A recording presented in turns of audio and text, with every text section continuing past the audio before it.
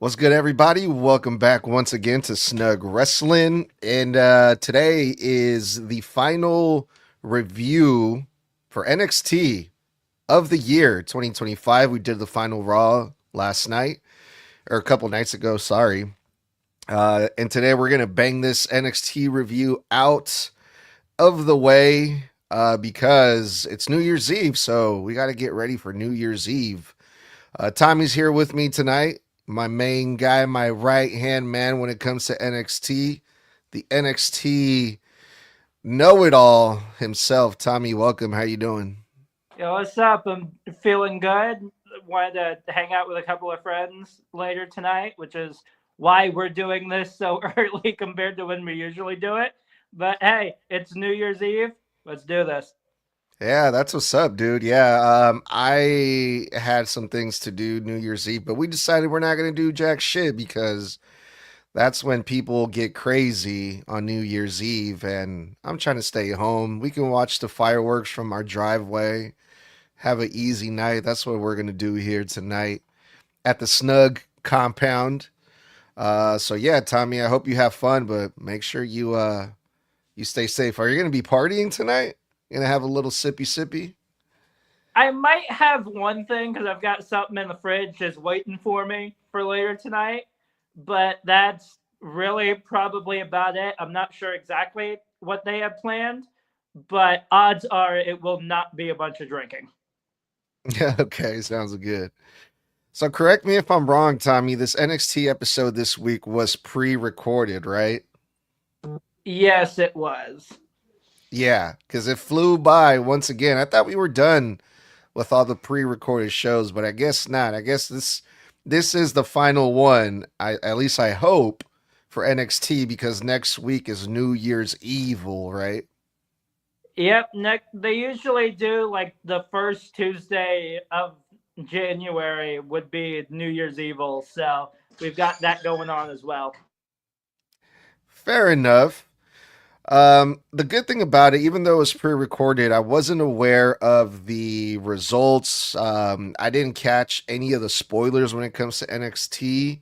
I guess maybe not that many people covered it because when it comes to Raw and SmackDown, the spoilers were flying all over the place. So that was nice because I didn't know what to expect from this episode of NXT, which was a great thing because we started off with a North American Championship title match. Ethan Page versus the challenger Moose from TNA, and it was a quick match. Maybe after all the edits and the cuts that they did, I want to say this was like a quick 5 minute match, but it was a freaking banger of a match. If I'm being honest, it was just like back and forth, back to back. Hard hitting, high intensity stuff here. Um, Man, watching Ethan Page, he's had some fucking amazing matches. I want to say, I think Booker T said it best. Probably the best North American champion ever. And I don't think he wasn't just saying that because this match was a hell of a way to kick off NXT. And considering what people have held that title, that's really saying a lot because you've got Trick Williams in there. You've got Wes Lee, who he himself has been on top of that before, where he has been considered one of the greatest North American champions of all time. So, with all of this, I was not expecting for Moose to leave with that title, and he didn't. So, there was that. It being as quick as it was kind of shocked me. Hell, I was shocked that this was even the opener because I thought they were going to hold this off until a little bit later on in the show. But no, they decided to open the show with Moose and Ethan Page. And as I've been saying time and time again, it is only a matter of time before this man finally drops that North American title and gets pulled up to the main roster.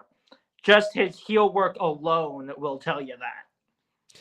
Yeah, man. And I probably sound like a big Ethan Page fanboy, which I am. I've liked Ethan Page ever since he was in AEW, but just to give you guys a better idea of like how highly I think of Ethan Page's work. So when we're at the end of 2025, right? And people have been talking about, oh, who's had the best career of the year, the best faction, the best tag team, the best match of 2025. And there's been a lot of good matches on multiple companies this whole year. But literally, the first match that came to my mind, and Tommy, you might remember this one, was Ethan Page versus Mustafa Ali on NXT a few months ago. That was to me the first match that came to my mind when I thought of the best match of the entire year. Oh yeah, that match was also one of the first ones that popped into my head, mainly because of how anticipated it was to begin with, because of the story involving Mustafa Ali specifically, with the fact that a few years ago he got released right after being promised a North American title shot. He never got it, and then now he's got it against Ethan Page. That entire story there, it just worked out perfectly. So that is also one of the first matches that comes to mind. But when it comes to people that have had one hell of a year when it comes to NXT, there are plenty up there. Joe Hendry is up there, in which we'll talk about him and that segment later. Good old Javon Evans is also up there, being one of the men that was in that final card for John Cena and him being on that. Ethan Page, absolutely up there. I mean, with this North American title, he has defended it against, as he says, a bunch of different people from a bunch of different companies. He's done main roster stuff. He's defended it against them. TNA, AAA, like it's all over the place for him, and he has had one hell of a 2025. Yeah, Ethan Page has had one hell of a year. That's for damn sure. And yeah, he had another great match versus Moose, another TNA guy. Um, Ethan Page retained again. So the right guy won. There was it was an unexpected start because during the weigh-in, Ethan Page jump starts Moose, which is important to note, especially because going into the main event later on.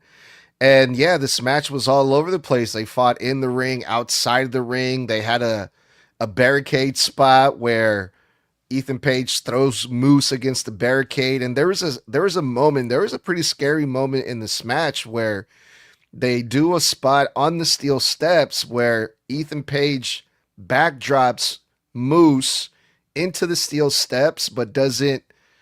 I guess I don't know if it was Moose didn't jump far enough or Ethan Page didn't throw him far enough where Moose landed right on the edge of the steel steps on his lower back hard. And then that's what kind of was part of the finish of the match where Ethan Page rolled Moose in the ring, hits its big splash, false finish, Moose kicks out. Holy shit. I thought that was for sure going to be the end. But they go for about another minute after that, and Ethan Page gets the win. But man, another great fucking match by Ethan Page, I thought. And Moose, not just Ethan, both of these guys. Yeah, there's definitely no doubt about it. As I've said, like Ethan Page and his heel work in ring with his promos, everything else is absolutely immaculate. It is absolute perfection. And when he's pulled up to the main roster, that's definitely going to be one of the big things that they're definitely going to push on is how good he is as a heel. Because it feels like he himself is a natural heel himself, just like when it comes to Roman Reigns and a few of other people, where they are just naturally one side or the other. But this match involving Moose, there was a couple times, especially with that steel chair spot, not steel chair, that steel step spot, where I'm like, oh, damn, that had to hurt. But then again, it feels like something was going on with Moose's arm as well. I'm not sure if it was his shoulder or further down, but at some point in this match, the majority of it, he was going along with that arm injury for quite some time. So I'm starting to wonder what in the world is up with that, or if he was just selling it. Yeah, I think he was just selling it, hopefully. But yeah, great opening match for NXT. The story with your girl, Tatum Paxley, Tommy, continues with Izzy Dame. These two women have been feuding for a long time. And I was kind of with this.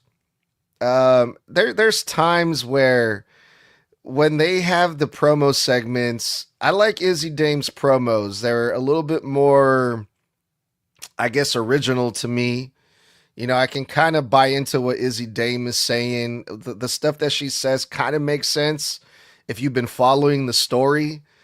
But man, some of the stuff is just like, like most stuff on NXT, just overly scripted, overly dramatic. It just drags on and on and on and on. Tatum Paxley came out and, is just, it's like a soap opera. And I'm just like, bro, like, I'm not feeling like it's not genuine to me. It's just like, bro, hurry up, get to the point. What's the point of this? Is someone going to hit someone? Are they going to fight or what? And finally, when they finally got done reciting all their lines, they were like, next week, we're going to go one-on-one. And then they get into a little altercation, they got into a little fight. But oh my God, it just felt like this thing was dragging on and on and on. But I'm kind of looking forward to this one because I want to see Izzy Dame win for sure, for sure. Well, apparently you were the only one that thought that when it comes to Tatum, because she also did win an award as well for Moment of the Year when it comes to her winning the NXT Women's title. So clearly the majority of people say Tatum's a girl, plain and simple. But when it comes to Tatum and this whole thing, there was one line that I absolutely loved, and it was just a few words when she said no chainsaws. Because her saying that, you may not know it, but earlier as well, right before I watched this week's NXT, I watched last week's NXT, and during Izzy's match, she came out with a damn chainsaw. Like, she came through the wall, cutting through the wall, and came out with a chainsaw and started chasing the two guys. I know it's Sean Spears and God, I cannot. I don't remember his name. What the hell the other one's name is. So yeah, I'm supposed to believe that Tatum Paxley is crazy out of her mind. Okay. Is and it's this promo in itself absolutely proved that. And when it comes to the match next week, I am super hyped just to see how, like, odds are Tatum Paxley is not winning that, unfortunately. But she is absolutely going to show that crazy side of her. Yeah, I guess. I mean, we'll see. But yeah, so that's been made official. Yeah, they were giving away awards throughout this whole entire episode of NXT, right? Because this was the what was the theme of this episode? What was the name of it? It was like NXT End of Year Awards. The End of Year Awards. That's right. So yeah, I guess Tatum Paxley got an award for being crazy or something, right? Yeah, she won, and this was quite a few really great matches and moments with this. But the award that she won was Moment of the Year, which was absolutely stacked, and she was in there as well. And her winning that NXT Women's title is the thing that won her that. Got it. Okay. All right, then we had the women's match. Speaking of the NXT Championship, JC Jane is her name, right? The current women's NXT champion faced some girl that I couldn't even tell you her name because, like, I'm not familiar with her. I've seen her around. She's a girl that's been teaming up with the Evolve Women's Champion. Oh, I also can't remember her name for the life of me because all these names are just not memorable. Got Kendall Ray as the Evolve Women's Champion. And who was the girl that JC next week? Right. And who was the girl that wrestled the NXT champion on this one? What was her name? I cannot remember for the life of me. Yeah, and yeah, we can't remember. And honestly, like, that's why I wasn't really into this match, not just because of the name, but because, like, I didn't really care for the girl, for the baby face that we're supposed to be cheering for. It's like, okay, I know who the champion is because she's the champion, and I've seen matches of her, but she's the heel. Was it Ren Sinclair? Yes, her. And I'm just like, I don't care for this match because I don't care who wins. And the match was whatever. And the whole point of this match was to build up New Year's Evil next week because Kendall Gray is her name. She got beat up backstage. And then after the match, she does the big save so she can get the big pop. And she's going to be facing, Kendall Gray is going to be facing the NXT Women's Champion next week, right? Yep, because of the fact that she did win the Iron Survivor Challenge and shocked everybody. Like, neither of us were even expecting that either. But she will be facing JC Jane for the NXT title next week. Yeah, so yeah, I mean, this match, other than that, this match was whatever, except for the angle that they did at the end with the save and the run in. That was cool, but this whole match was just like, ugh.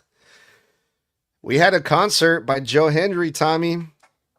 The Joe Hendry concert, where he came out, he played a nice little song for the audience in the NXT, in the WWE Performance Center, kind of like, the way that The Rock used to do it back in the day, when he would sing the SmackDown Hotel and all those times. Didn't he do The Rock do a song for like Vicky Guerrero at one point? Yes, he did. Yeah. I remember one that he did here in my hometown of Sacramento where he just talked shit about the Sacramento Kings, which I thought was lovely. The But yeah, most man. one that Rock did was right before WrestleMania 41. Or right before WrestleMania 40 with the Bloodline Rules match. He did one on Cody. Oh, that's right. That's right. I kind of remember that one. Yeah. So Joe Hendry basically did the same thing. And it was fun. Joe Hendry's really entertaining. The people love him. I I got a kick out of Booker T singing Joe Hendry's entrance song before the actual little segment began. Booker T sounds like fucking Macho Man Randy Savage when he tried to sing. Did you hear that? Yeah, I did. And honestly, now that you say it, I can't unhear it. But yeah, Joe Hendry's song was pretty funny. It was a theme song of 2025 on NXT where he talked about, he made fun of the heels like Ethan Page and Chelsea Green, how they had to eat some pie. And Ricky Saints was rich at first, but we found out he was a whiny bitch. And, Javon Evans had a hell of a year. And, follow us at the CW in the year 2026 if you think 2025 was good, So that was a fun time. That was a fun moment with Joe Hendry. But the party got ruined by the Dark State, which some people call the modern day Shield. Am I right? Yeah, and honestly, I'm looking at that and I see it, but at the same time, I don't. Yeah. Yeah, but this was this was a good spot. The Dark State got a lot of heat because everyone likes Joe Hendry. They like the show. They were enjoying the song and the concert, and everyone was laughing and having a good time. Even Booker T was dancing, and then out of nowhere the lights turn off, kind of like what Tommy just did. And these four guys show up and they just start beating up on Joe Hendry. And no one came out to save Joe Hendry. They just beat the crap out of Joe Hendry, and then that was it. Where was Javon Evans? Where was, all these people that have Joe Hendry's back that were nowhere to be found? But I thought this was a great segment. Yeah, good to see these guys, Dark State, getting featured on NXT like this. What did you think of the segment, Tommy? Dark State getting featured in itself is absolutely amazing. I love the fact that these young guys are, in fact, getting featured as much as they are. And with them being as big as they are as well, because three of them were just backstage people at first. Like they Hmm. were like security guards, which continues the whole thing of, hey, security guards are now becoming wrestlers, Yeah. which has been a really, really big thing. Joe Hendry with his little concert, that makes total sense and all of that. It's literally Joe Hendry's thing. He has made up songs for a ton of different people on parodies of people and all of that. He did one on Ethan Page a while back, back when Ethan, I believe, was NXT champion, and he was going after that. So this isn't something new for Joe Hendry. And like I said earlier, there are like three people that you can name that had a absolutely amazing year. Javon Evans, Ethan Page, and Joe Hendry. And right before this song started, he flat out named why that is so true with him. One on one against Randy Orton at WrestleMania, being in the Rumble as TNA champion at the time as well, and being in the Iron Survivor match, being chosen by John Cena himself. Had a absolutely phenomenal 2025, and there is no doubt about that. But this segment was extremely fun. Hell, I even started singing it all of a sudden. Yeah. Yeah. It was catchy, dude. Fucking Joe Hendry's got some catchy tunes in him, man. But yeah, dude, let's go on to the next match was believe it was like a final or semifinal for the men's speed championship. It was a final. Okay, so the winner out of this one faces the speed champion, right? Yes. So it was Lexus King versus Tavion Heights. Tavion Heights is amazing. I love Tavion Heights, but I also like Lexus King. I was really excited when I found out that he was hired and he was going to be on NXT from AEW. And I was like, man, finally, Lexus King is going to get a real shot because he wasn't really being used in AEW a whole lot. And I'm like, yeah, now they're going to watch. He's going to prove the potential that he has. Obviously, this is Brian Pillman's son. You know, he was Brian Pillman Jr. in AEW. So he has the lineage, you know, he has the family name, but he comes over to NXT as Lexus King. He's been on NXT for I want to say over a year now, and there's been a couple guys that have came over from AEW that have been on NXT a lot shorter than Lexus King that have pretty much surpassed him. They've surpassed Lexus King, unfortunately. Now he's barely being used. And when he is being used, he's kind of a comedy gimmick. He's kind of I hate to say it, but he's kind of a joke. When he is being used, he's being beaten in 8 seconds. Yes. So here he has this match versus Tavion Heights, which I know, you know, they've been putting a lot of spotlight on Tavion Heights, getting him over because he's a great athlete. But Lexus King shows up. They do the little introduction. They do their entrances. The bell rings. Lexus King has his back turned to Tavion Heights. Tavion Heights hits his finisher on Lexus King. 1, 2, 3. Lexus King gets beat in 8 seconds. This is a 3-minute match, and he gets beat in 8 seconds. You want to talk about it being for a speed title? Now that was fucking speed right there.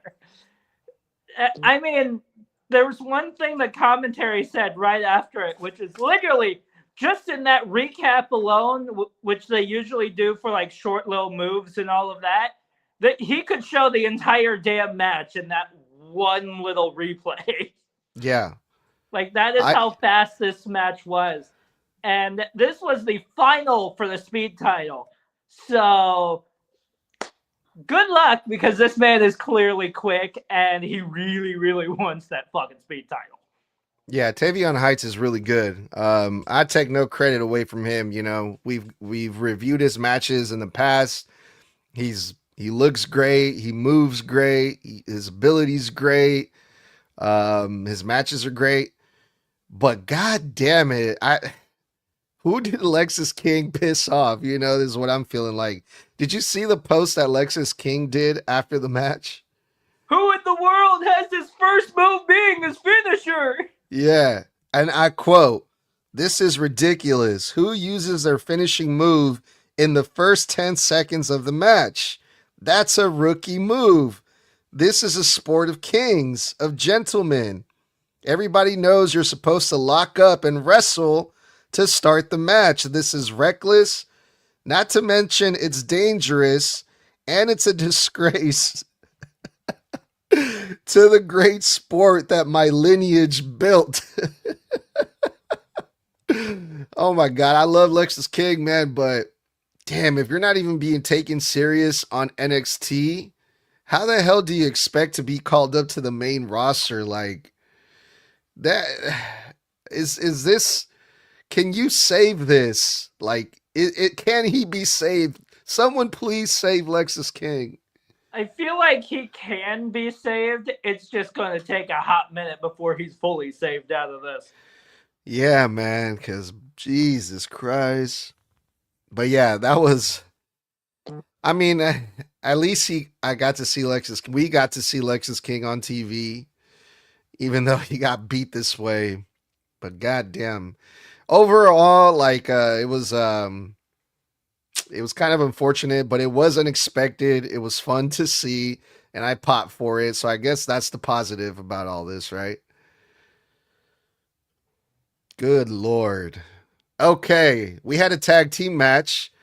Out the Mud, who recently came back, I want to say about a month ago. They've been whooping ass left and right, except for I believe a couple weeks ago they lost versus Hanky Tank, if I'm correct or not. But they wrestled the guys from Evolve, which I just learned their tag team name is Swipe Right. The fuck kind of tag team name is that, Tommy? There's supposed to be this weird, like, popular college kid group and all of that. So my guess is they looked at fucking phrases referring to Tinder and saw Swipe Right and was like, well, that's it. Yeah. Yeah, these guys are really young. They look like fucking college kids. Really young and, you know, a lot smaller guys compared to Out the Mud, who look like absolute monsters compared to them. But this was basically a 3-on-2. The Evolve champion was out there, who also, I mean, all three of these guys from Swipe Right got to be like 18 or 19 years old. Like, I don't think they're over the age of 20, and at least they don't look like it. But they still had a competitive match. I thought this was going to be a squash match, but it wasn't. The heels in this case, Swipe Right, got some heat, a little bit of heat on Out the Mud, but overall, Out the Mud looked like the convincing, more serious threat. They were getting the pops. They were the baby face in this situation. Um, but yeah, they looked really good. Out the Mud did, which was the point of all this. They really did, and I am not surprised that they did win as they did, because holy crap, this in itself was like a pretty quick match here and there. But there's one move where I'm like, oh shit, is he good? I can't remember which member of Out the Mud it was, but there was one point where he tried to throw one of the guys from Swipe Right over the top rope. It looked like he got tangled with it between like the top and middle. So he ended up in this like really weird position, just hanging there for a sec. I'm like, oh, what in the world? How did that happen? But this match in itself, I absolutely loved it, mainly because Out the Mud is just that damn good. Yeah, I know which spot you're talking about. It was like right at the beginning of the match.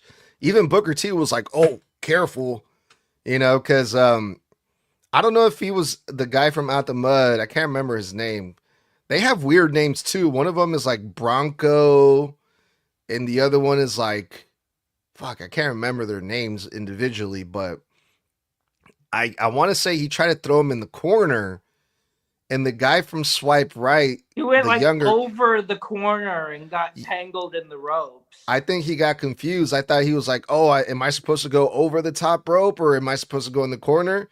So I think he just like over shot himself over the top rope and realized like, "Oh, I wasn't supposed to do it." It just goes to show like how young and these guys are. I mean, they're in developmental for a reason. These guys from Evolve, but yeah, man, My out the mud guess beat. is what he was trying to do was get them both in the corner and then kind of like plop on top of them, like you've seen on the main roster quite a few times by the heavy hitters.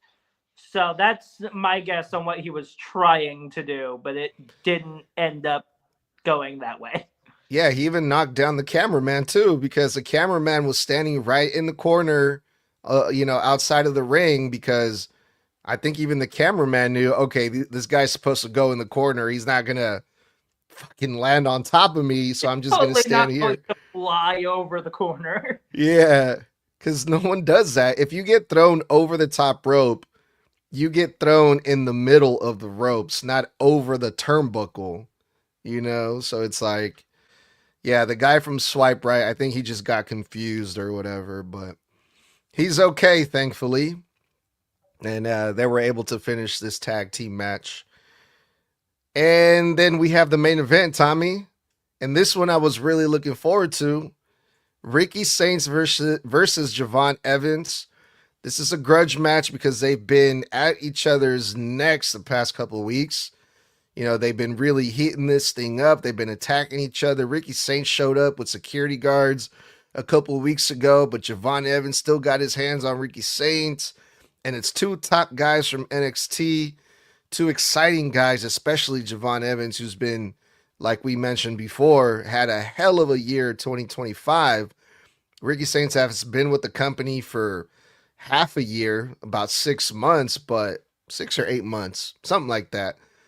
But already has won gold in NXT. Got a lot of heat with the fans. This guy's one of the already top guys on NXT. And you have both of these guys in the main event. So it can only mean like, these guys are going to have a banger of a match, right? However, this match felt a lot like the same match that we saw at the opening match because we saw a jump start where the heel attacks the babyface either before or after the bell like rings right off the bat. I think it was before the bell rings. So we have the same way the match started in the opening match. It felt like the main event started.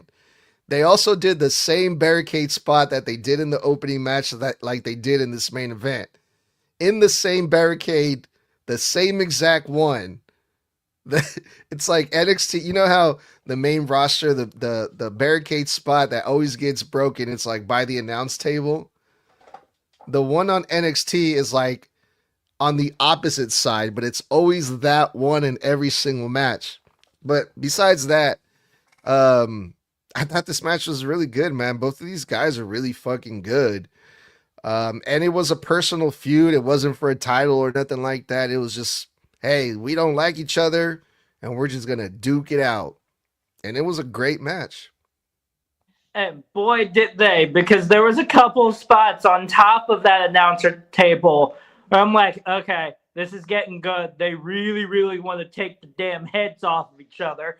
So that in itself was absolutely great. I love this match personally. It was quite fun, especially with it being involving Javon Evans and everything else. Of course, Ricky Saints just has to go, hey, you put me right in the right position.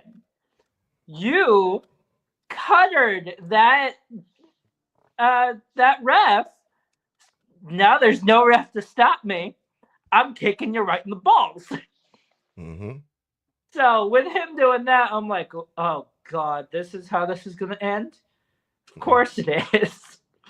So overall, I had quite a bit of fun just watching this match alone. It was a great match, dude. And the finish was even better, dude. The finish was Javon Evans pretty much had Ricky Saints beat. He was about to hit his finisher on Ricky Saints, but the referee was like in a very awkward position where Ricky Saints was able to shove the referee into Javon Evans. So instead of Ricky Saints taking the finisher, the referee takes it. And it's like, oh, fuck, that was supposed to happen. The referee gets knocked out. The referee took a great bump, by the way. Props to the referee for that one. So yeah, the referee's down. Ricky Saints takes advantage. And then, boom, low blow to Javon Evans. Ricky Saints hits his finisher. And the odd thing about that is something that we hardly ever see. Another referee runs out just in time for the count. When do you like? I can't remember the last time I've seen that happen. Usually, everyone's like stand still, and it's like, "Where's the ref?" Yeah, usually the crowd counts to at least 10 before we even see a glimpse of a ref. Right. And this time it was just like no time wasted. Another referee runs out. 1, 2, 3, and I'm just like, wait a minute, what? So if they is Ricky Saints in cahoots with this referee or something? Like this hardly ever happens nowadays. Before it was more common, because it just makes sense. Get another referee out there. If one referee's out, get another one. But that hasn't happened in a long time, it feels like. But all of a sudden tonight, the referee was ready to go out there to take over. 1, 2, 3, Ricky Saints defeat Javon Evans in a very, very dirty way. And it's not surprising because it's Ricky. He is also another one where he is a great babyface when he gets that spot, but he's also such a good heel. I have watched back some of his heel work from AEW. He is such a good heel. So he's one of those people that he's great on both sides. What, Tommy? You were watching AEW? I watch clips here and there. Well, cool. Yeah, that was NXT before New Year's Evil to hype up New Year's Evil, the final NXT of the year. But before we get out of here, Tommy, let's do some quick predictions for next week, shall we? Okay, let's do it. So far, it looks like we got 1, 2, 3, 4 matches. Maybe they'll add one more. Maybe not. We shall see. Obafemi versus TNA X Division champion Leon Slater for the NXT Championship. As much as I would love to say Leon Slater, mainly because of the year that he's had as well, it's too early. It is way too early to take the NXT title off of Obafemi. So it has to be Oba. Dude, I'm going to go with Leon Slater, dog. Let me tell you why. I've seen Leon Slater defeat much bigger guys on TNA. The guy that Leon Slater defeated for that X Division champion was Moose, actually. And it was a hell of a match. The other reason why I believe in Leon Slater is because there's been rumors that Obafemi is supposed to be getting called up to the main roster sooner than later. And it would be a hell of a way to put Leon Slater over in a major way. Yeah, Think about it. you are right on that. But there is something that I said before when it comes to the whole thing with him and Cody as well, with Oba, where when we reviewed Saturday night's main event for that, I said it was only a matter of time before Obafemi is called up. And yes, there are rumors, but it would not be the first time that they called up a guy while he was NXT champion.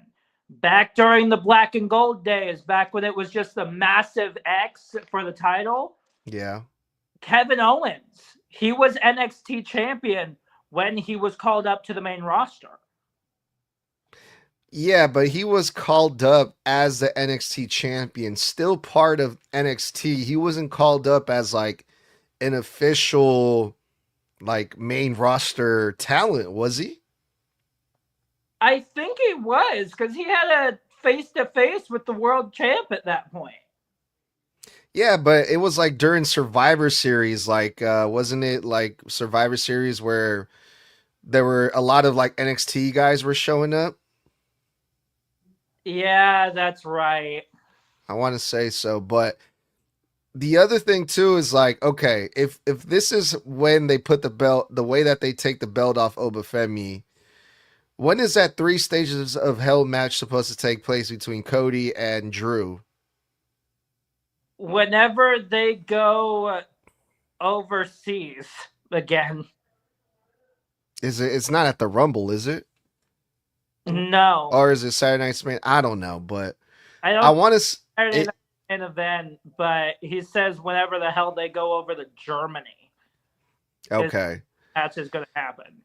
Because if they take the belt off Obafemi, that'll open him up to potentially interfering in that match to kind of give the payback to Drew McIntyre for costing him his match versus Cody Rhodes. Depending on what those 3 stipulations are, yes. Yeah, that's true. But overall, man, a lot to look forward to when it comes to the NXT Championship match for sure. All right, Tommy. JC Jane versus the Evolve Women's Champion Kendall Gray for the NXT Women's Championship. JC, I'm going JC right off the bat. Mainly because of the fact that Kendall Gray, yes, she has been showing up on NXT a lot, but she is still Evolve Women's Champion. And honestly, I do not think that she needs that NXT title right now. I disagree. I think Kendall Gray needs it more than JC Jane. JC Jane is already 2-time or 3-time NXT Women's Champion. Her title runs are not anything to go riding home for. I think the people are getting behind Kendall Gray more and more, man. She's getting over with the fans a whole lot.